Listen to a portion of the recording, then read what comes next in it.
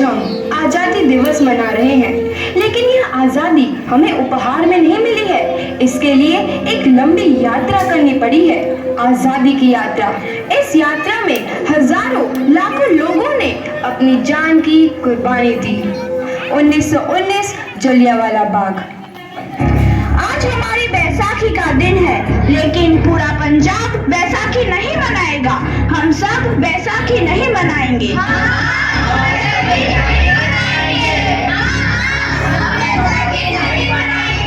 जब तक हम अंग्रेजों को भारत से बाहर नहीं निकाल देते, पूरा पंजाब बैसाखी नहीं मनाएगा।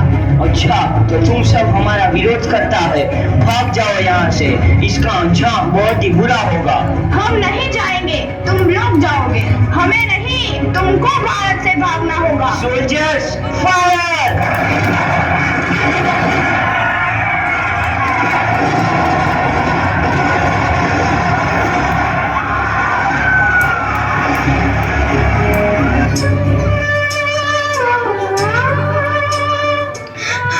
ये जमीन हमारी, ये धरती हमारी, ये खेत हमारे। अभी थोड़ी देर पहले हमारी ये फसलें लहरा रही थी, पर इन अंग्रेजों ने हमारी फसलें बर्बाद कर दी। इन अंग्रेजों ने एक ही झटके में इन सब फसलों को काट दिया। अंग्रेजों, तुम्हारे इस अत्याचार से हम डरेंगे नहीं। इस अत्याचार का बदला लेकर रहेंगे। हम आजादी लेकर रहेंगे। जलियांवाला बाग हर हिंदुस्तानी की आंख नम कर गया। इस कांड में कितने मासूमों की आहुति चढ़ गई। इतनी हैवानियत से इंसानियत कत्ल कर दी गई। जलियांवाला बाग के हत्याकांड ने आजादी की आग में घी देने का काम किया। मासूम औरतों, बच्चों की दर्द भरी चीखें और सिसकियां इनकलाब का गूंज बनकर उभरी। लाला लाजपत राय, भगत सिंह, राजगुरु, सुखदेव सरीखे क्रांतिकारियों ने भारत की इस जमीन से विदेशी दरिंदों को निकाल फेंकने के मंसूबे मजबूत कर लिए। 8 अप्रैल 1929 लाला लाजपत राय के नेतृत्व में साइमन कमीशन के खिलाफ एक भारी जुलूस निकाला गया। Simon commission, Simon commission, Simon commission, Simon commission, Simon commission, Simon commission, Simon commission, Simon commission, Simon commission. बेवकूफ इंडियंस, तुमको हमारी बात समझ में नहीं आती। Stop this. Simon commission. नहीं मानता। आई से स्टॉप दिस। लाला जी, आप आगे बढ़ो, हम आपके साथ हैं। लाला जी, संघर्ष करो, हम आपके साथ हैं। लाला जी, संघर्ष करो, हम आपके साथ हैं। लाठी चार्ज।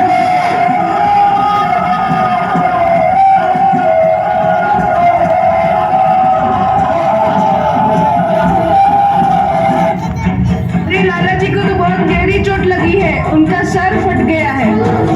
मेरे शरीर में लगी एक एक लाठी अंग्रेजी सरकार के कफन लकीर का काम करेगी। ये आजादी की लड़ाई रुकनी नहीं चाहिए। ये जिम्मेदारी मैं तुम सबको सौंप कर जा रहा हूँ।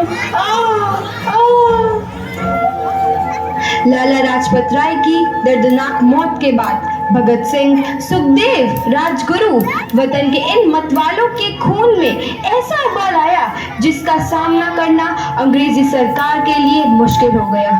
अंग्रेजों को करारा जवाब देने के लिए स्कॉट और सैंडर्स को मारने की रूपरेखा रची गई।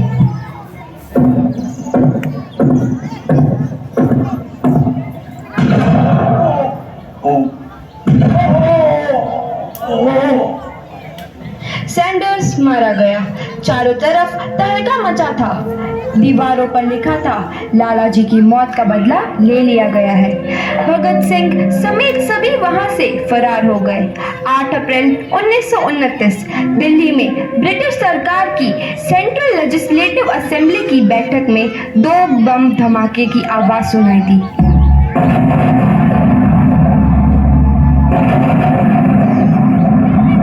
इन धमाकों ने अंग्रेजी हुकूमत को हिलाकर रख दिया। इस घटना को अंजाम देने वाले भगत सिंह, राजगुरु और सुखदेव ने अपने आप को अंग्रेजों के हवाले कर दिया। 1930 को अदालत ने अपना फैसला सुनाया।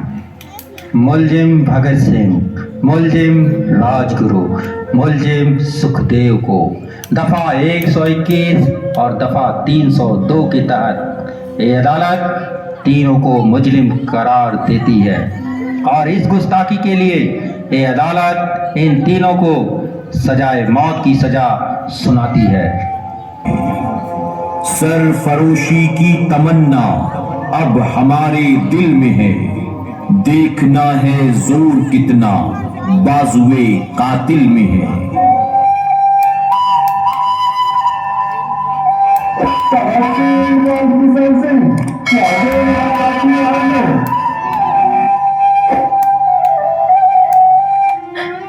पुत्र की हाल है तेरा?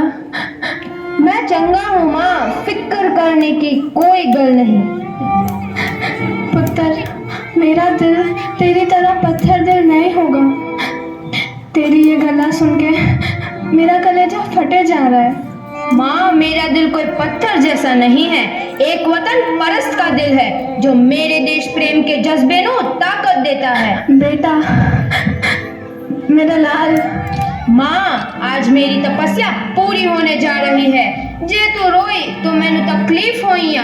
सोच, तेरा पुत्र आज शादी करने वास्ते जा रहा है। फर्क केवल इतना है, वो घोड़ी पर नहीं फांसी पर चढ़ने वास्ते जा रहा है। आज तू क्रांतिकारी की माँ है, कल तू एक शहीद की माँ होगी। माँ। पुत्र भगत, तू इतनी छोटी उम्र में हम सबको छोड़ के चला जाएगा? तूने जिंदगी में देखा ही क्या है पुत्र? मैंने अपनी माँ देखी है, जिसने मुझे एक ही बात बताई है कि बेटे, अपने देश के लिए एक बार मरना 100 बार जन्म लेने के बराबर होता है। अच्छा माँ, अब आशीर्वाद दे, आखिरी बार विदाई लेने का समय आ गया है। भगत, मेरे लाल।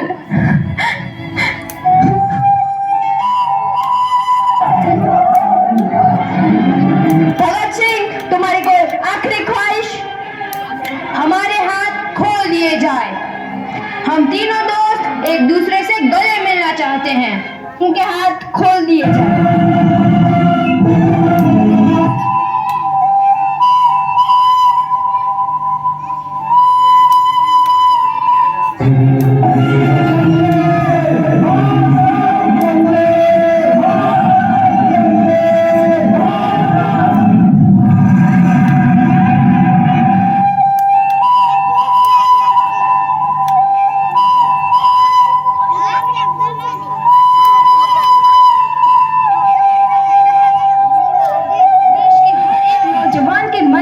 आजादी की नई उमंग हिलोरे लेने लगी।